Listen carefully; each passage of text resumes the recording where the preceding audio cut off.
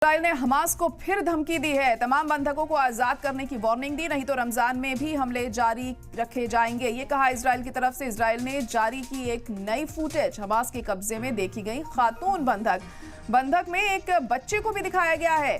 खान यूनिस से ये footage I है, ये इजराइल की तरफ से कहा जा रहा है। तो अहम खबर इस वक्त आपको बता रहे हैं कि इजराइल ने हमास को फिर दी है धमकी कि तमाम बंधकों को आजाद करो। ये वार्निंग दी गई है, नहीं तो रमजान में भी हमले जारी रहेंगे।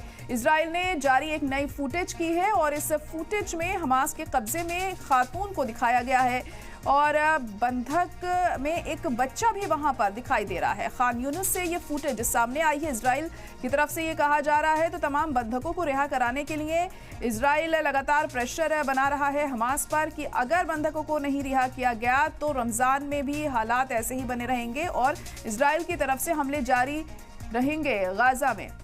तो अब देखिए क्या कुछ होता है, हमास की तरफ से क्या कुछ किया जाता है इसको लेकर।